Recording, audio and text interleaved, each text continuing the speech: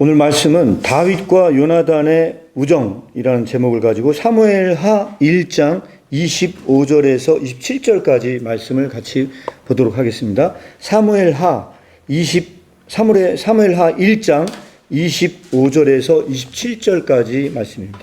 윗과 유명한 우정이라고요? 왜 다가 가리는 모르겠어요. 왜 가르쳤는지. 자, 이렇게 우리가 이 제목을 가지고 말씀을 뽑았는데요. 먼저 중요한 질문을 드리도록 하겠습니다. 또 하나는 오늘 이야기가 조금 어려울 수도 있어요. 그래서 특히 아리나라 한결이는 집중해서 잘 들어주시면 또 많은 선물이 있을 수 있어요. 그 정도로 중요한 부분들이 있기 때문에 얘기를 하는 거예요. 그래서 질문을 던졌습니다. 어떤 질문이냐? 첫 번째는 이 질문입니다. 성경은 우정에 대해 어떻게 말하나요? 성경은 우정에 대해서 어떻게 말할 것 같습니까? 네. 성경이 우정에 대해서 이야기하는 게 있을까요? 어떨 것 같아요? 있을 것 같은데. 맞아요. 있을 것 같아요? 자, 있을 것 같아요. 그래서 진짜 단어를 찾아봤어요. 진짜 우정이라는 단어가 나오나 안 나오나를 찾아봤어요. 찾아봤더니 이렇게 나와 있습니다. 어떤 말씀이냐면 야고보서 4장 4절이에요. 가늠한 여인들아, 세상에 벗된 것이 하나님과 원수됨을 알지 못하느냐? 그런즉 누구든지 세상과 벗이 되고자 하는 자는 스스로 하나님과 원수가 된 것이다. 할 때에 이 단어를요, 킹제임스 버전에 보니까 프렌드십으로 돼 있어요. 영어로는. 그리고 헬라어로 봤더니 여기 필리아라는 단어가 돼 있어요. 필리아. 그래서 이 중요한 게 그래가지고 아빠가 예배 전에 필리아 이랬구나. 요즘에 필리아 한 적 없었던 것 같은데요. 필리아라는 단어가 있어요. 이 필리아라는 단어가 우정이라는 단어예요. 그런데 중요한 거는 헬라어로 이 필리아라는 단어는요, 딱 한 번만 등장을 합니다. 어디에 등장해요? 야고보서 4장 4절에. 그 정도로 성경은 뭐에 대해서 관심이 없는 것 같아요? 우정에 대해서 별로 관심이 없는 것 같아요. 만약에 우정에 대해서 다윗과 요나단은 굉장히 우정이 있었어요. 그죠? 그래서 서로의 친구를 위해서 목숨을 버리기까지 서로 사랑을 했어요. 그게 우정이에요. 그래서 그 우정은 무엇을 의미하는가를 오늘 나누는 것이 가장 중요한 핵심적인 이야기예요.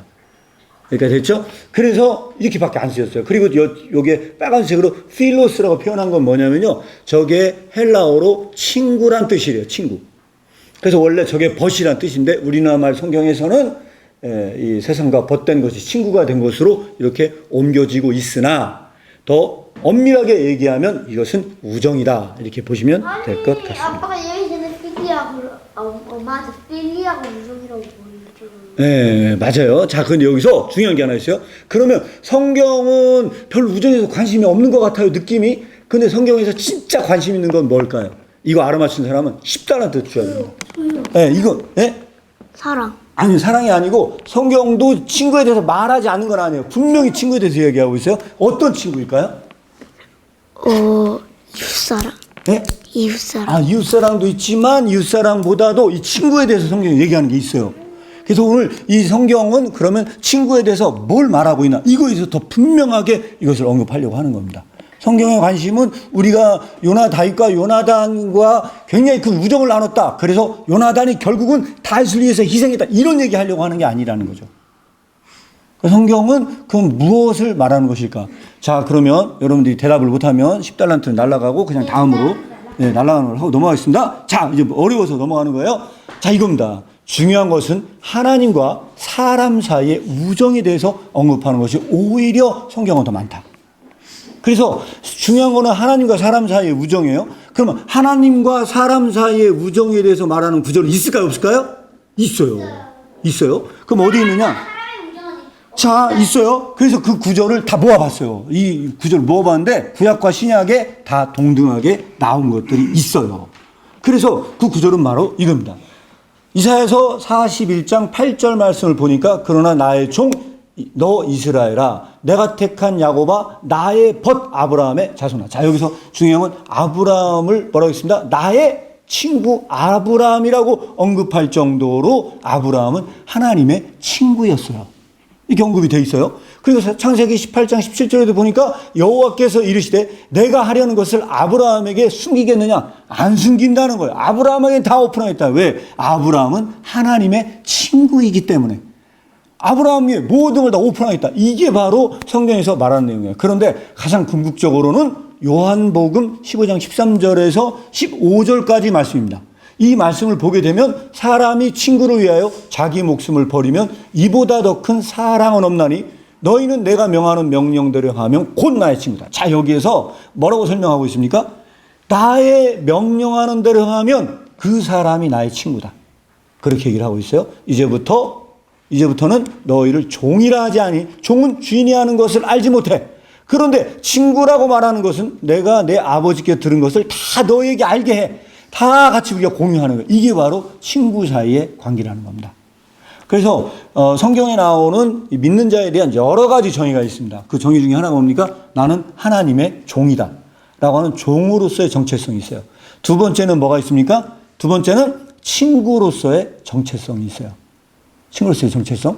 이러한 성경에 나오는 많은 것들이 있는데 이 종보다는요 굉장히 그 신분과 지위가 상승된 것은 왠지 친구 같아 보여요. 여기서는 그렇게 예수님께서 설명을 하고 있는 것입니다. 자, 이렇게 보도록 하겠고요. 그 다음에 하나 더 찾아보도록 할게요.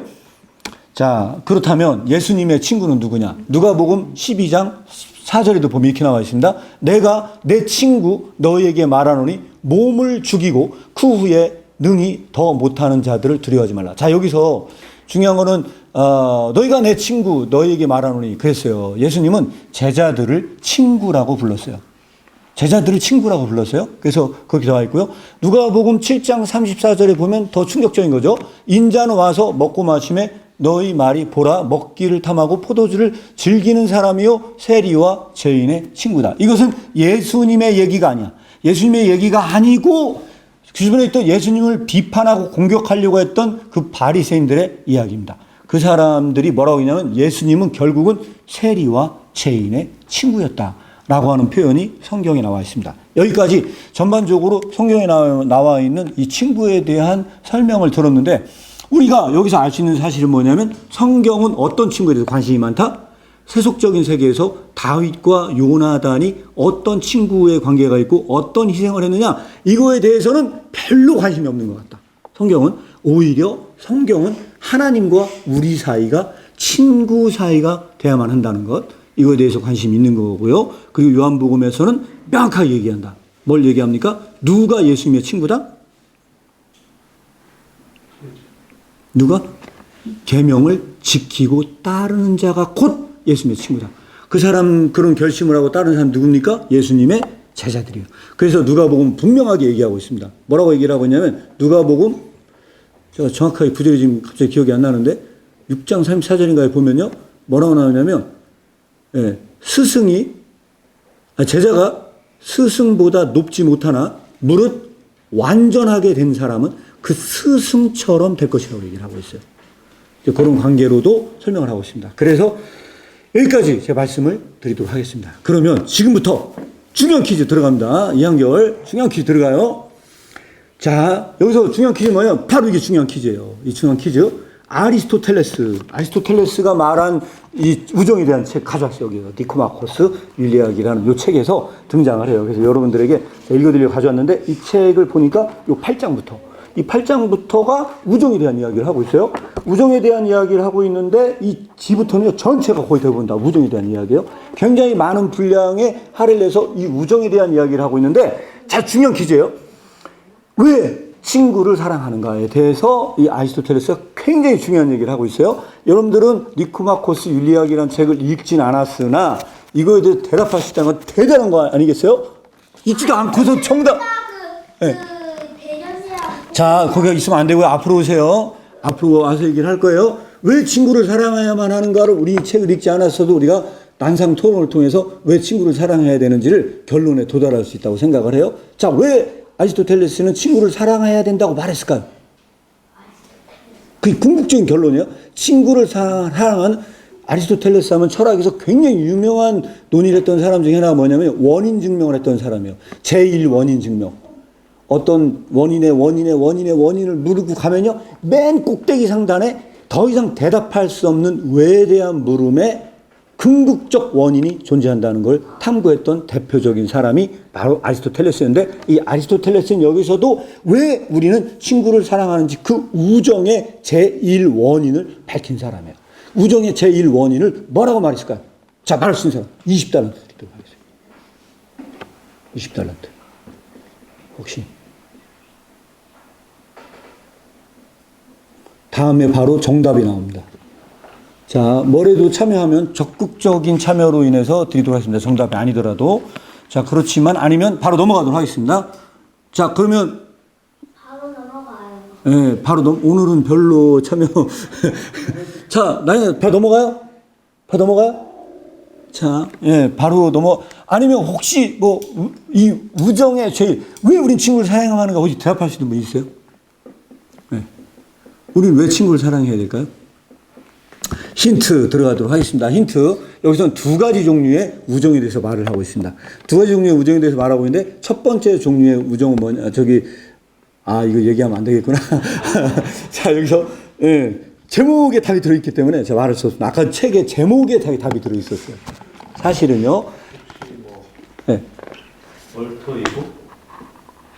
그거 아닌가요? 지금 뭔가 비슷한, 예, 그런 논의가 있어요. 지금 집사님 말씀하신 논의가, 그런 논의가 있긴 있어요. 책 제목이 뭐예요? 책 제목이, 이거 얘기하면 답인데. 8장의 제목이 사실 정답이에요. 8장의 우정을 논하기 위해서, 이 제목 그냥 읽어줄게요. 그냥 제목이 굉장히 중요한 힌트거든요. 두 종류의 자기애가 있대요. 이 책 제목이 8장에 두 종류의 자기애예요. 근데 첫 번째 종류의 자기애는 뭐냐면요. 정말 우리가 가장 싫어하는 거예요. 야, 저밖에 모르네. 저 사람 진짜 자기밖에 몰라. 그래서 이기적인 자기애가 있대요. 우리가 추천하지 않는 자기애래요. 이거는 우리가 버리려고 하는 자기애가 있대. 그런데 아리스토텔레스는 여기서 무슨 얘기를 하냐면요. 추천하는 자기애가 존재한대요. 그것은 뭐냐면, 추천하는 자기애 뭔지 아세요? 그것은 친구를 위해 자기 목숨을 버리는 거예요. 그런 설명을 해요. 그러자면 여기에서 왜 우리는 친구를 사랑해야만 하는가에 대한 궁극의 원인과 이유가 있대요. 이것은 굉장히 중요한 얘기여서 여러분들에게 딱 얘기를 드리는 거예요. 그래서 정답을 말씀을 드리면 이렇습니다. 정답. 친구를 위해 목숨을 버리는 것이 곧 자기애다. 이것이 진짜 자기 사랑이다라고 얘기하는 것은 결국은 이거를 다른 말로 돌려서 얘기하잖아요. 그럼 이렇게 얘기할 수 있는 거예요. 자기애가 곧 우정의 기원이다. 이렇게 설명을 하고 있대요. 책에서는 그렇게 설명을 던지고 있는 거예요. 자, 여기까지 가장 기본적인 얘기 말씀을 드렸어요. 자, 진짜 중요한 얘기는 그 다음에 나옵니다. 진짜 중요한 질문이에요. 이거는 너무 중요하기 때문에 바로 오늘 현금을 드릴 수도 있을 정도로 중요한 질문인데, 한결이는 그래도 안 오고 있어요. 상관없어요? 자, 진짜 중요한 질문이에요. 들어갑니다. 자, 이게 그래서 아리스토텔레스가 얘기했던 그 우정의 기원이다. 결국은 뭐냐면, 친구를 사랑하는 것은 곧 나를 사랑하는 거라고 하면은 기독교와 비슷한 것 같아요, 느낌이. 왜? 우리가 뭐라고 얘기를 합니까? 내 이웃을 내 몸같이 사랑하라. 그렇다고 한다면 결국 뭐냐? 이웃 사랑은 곧 자기 사랑인 것처럼 보인다고 한다면 결국 이웃 사랑은 자기처럼 보여지잖아요. 그럼 비슷한 거 아니냐는 거죠. 어떻게 생각하세요?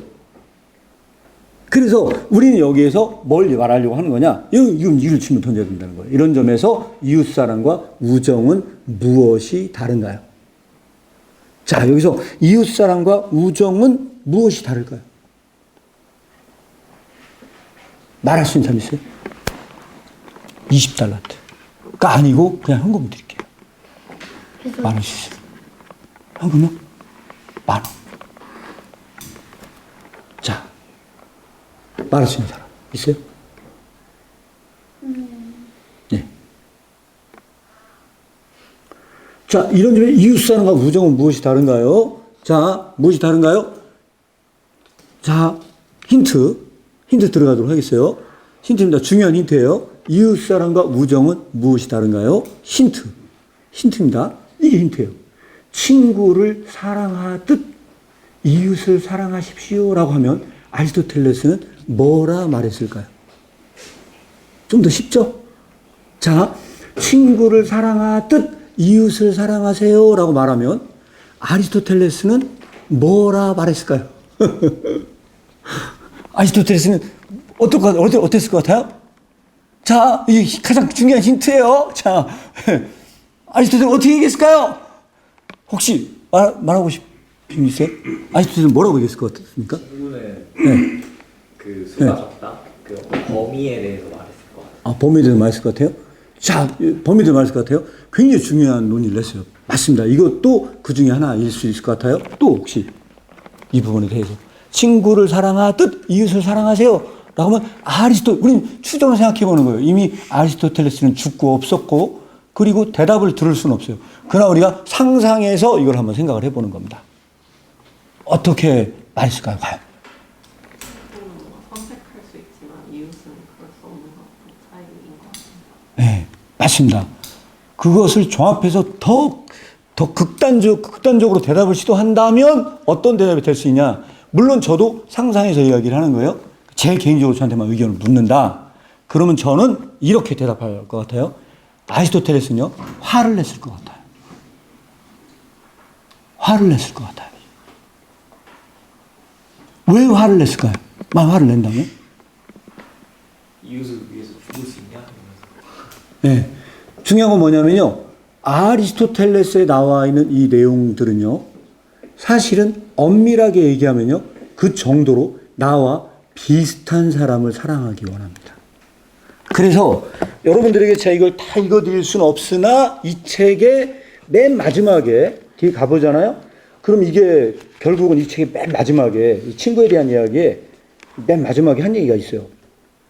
그래서 여러분들에게 이 친구에 대한 9장을 넘어서 12장에 맨 마지막에 밑줄을 쳐놨어요.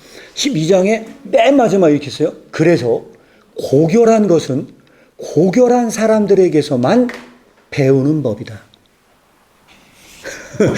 이게 결론이에요. 자, 고결한 것은 고결한 사람에게서만 배운다. 자, 그러면 이러한 주장을 하는 사람에게는요, 고결하지 않은 자는 친구가 될 수 있을까요? 없을까요? 불가능해요. 자, 그런데 여기에서 그런 결론이 도달하게 되는 거거든요. 그래서 아마 저는 결론적으로 이 책을 다 읽으면서 내린 결론이에요. 제 나름대로 이러한 생각을 가지고 있는 아리스토텔레스에게 친구를 사랑하듯 이웃을 사랑하세요라고 하면요, 왠지 화를 냈을 것 같은 느낌이 들었어요. 그래서 제가 이 부분이 바로 이 뭐에 대한 설명이에요. 그래서 내린 결론이 이겁니다. 바로 분노했을 것이다. 분노했을 것이다. 자, 이 분노했을 것이다라는 거를 가장 성서적인 용어로 옮기면 무엇이 될까요?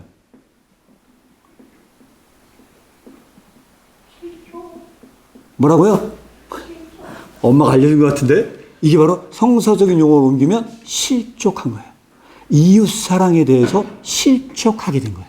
그래서 성경은 얘기해요. 나를 보고 실족하지 않는 자는 복이 있다. 근데 이방인 철학자였던 아리스토텔레스는 이와 같은 이야기에 대해서 실족했을 것 같아요. 이게 바로 제 개인적인 생각입니다. 자, 그렇다면 여기서 더 중요한 질문을 하나 드리도록 하겠습니다. 더 중요한 질문은 바로 이겁니다. 이거. 다윗과 요나단과의 관계로 다시 넘어오도록 하겠어요. 어떻게 다윗은 친구를 사랑하듯 이웃을 사랑할 수 있을까요? 자, 이것이 오늘 중요한 또 질문으로 넘어왔습니다. 여러분들이 생각할 때는 그렇다면 아까 제가 말씀드렸잖아요. 다윗과 요나단은 상당한 우정을 갖고 있는 사람이었어요. 그럼 기독교는 이러한 우정에 대해서 관심이 없다는 얘기는 이런 우정을 갖지 말아야만 한다는 것인가? 저는 그렇진 않다고 생각해요.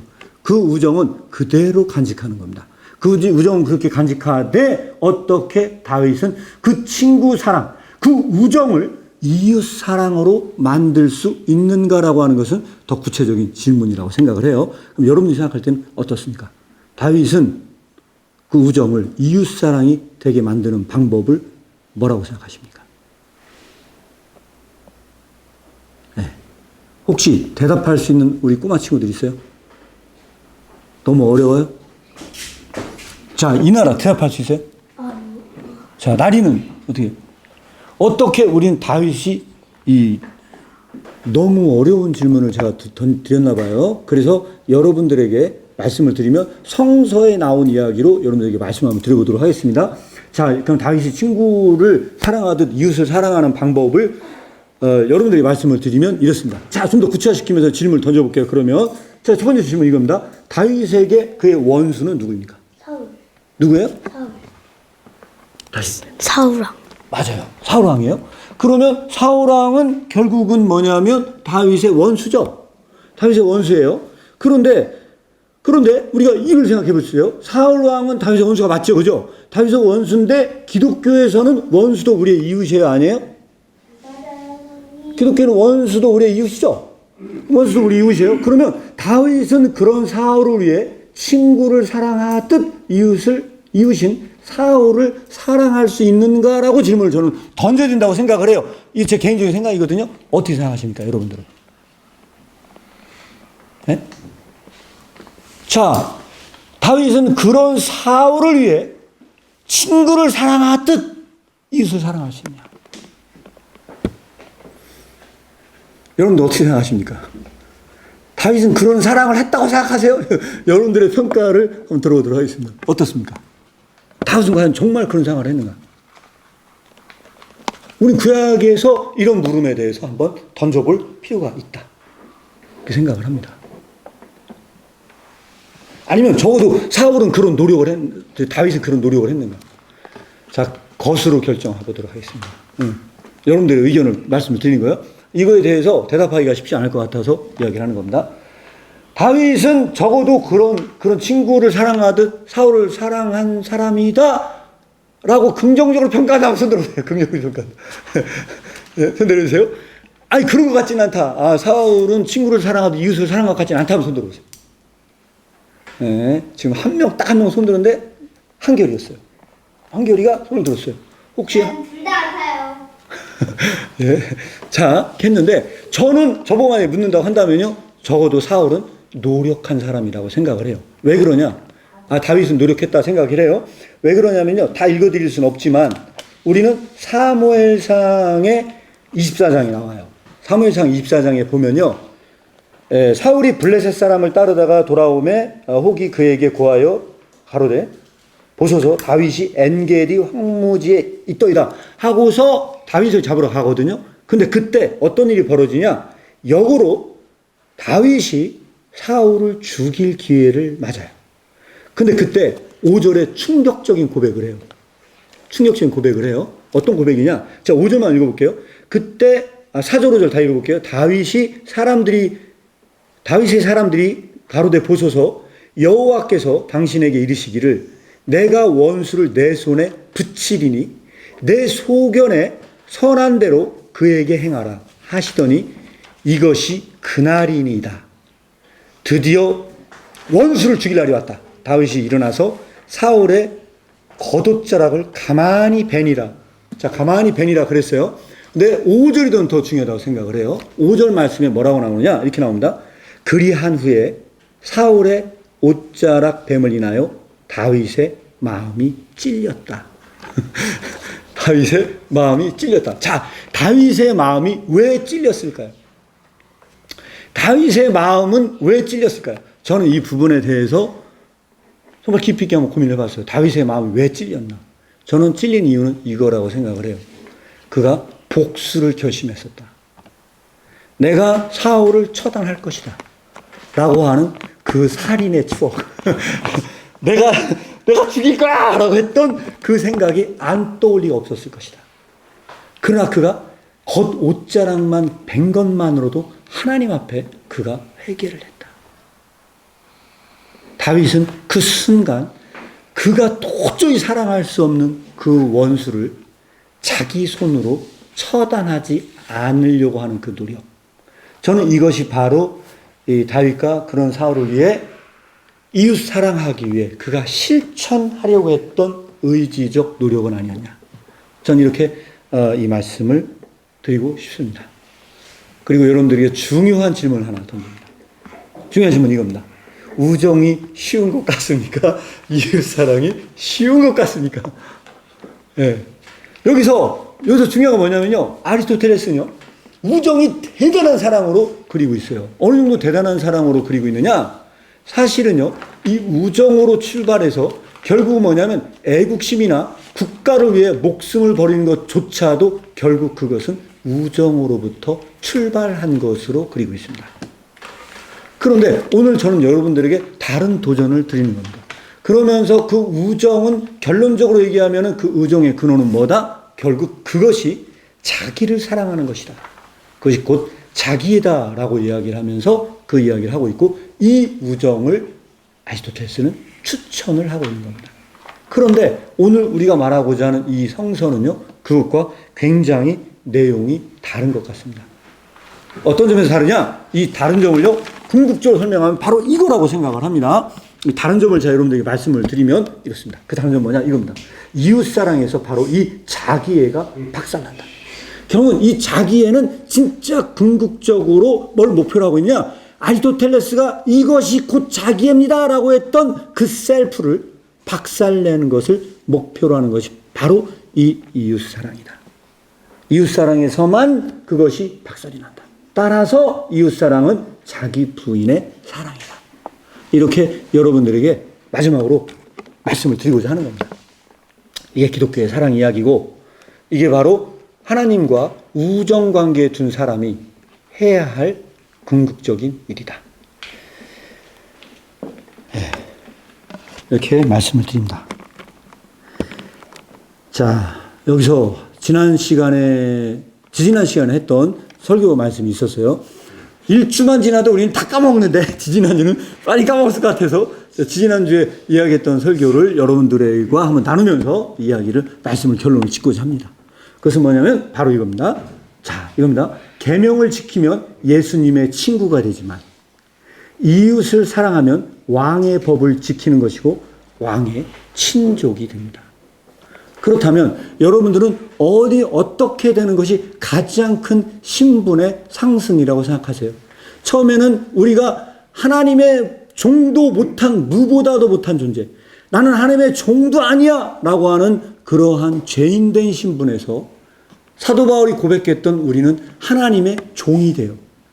하나님의 종이 된 그가 결국 뭐냐면 계명을 지키면서 예수님의 친구가 돼.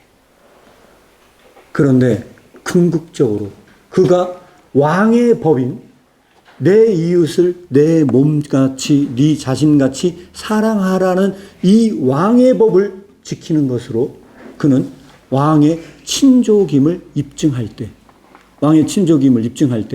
여러분들은 어느 것이 가장 큰 신분의 상승이라고 생각하시는지 저는 이것을 여러분들에게 질문을 드립니다.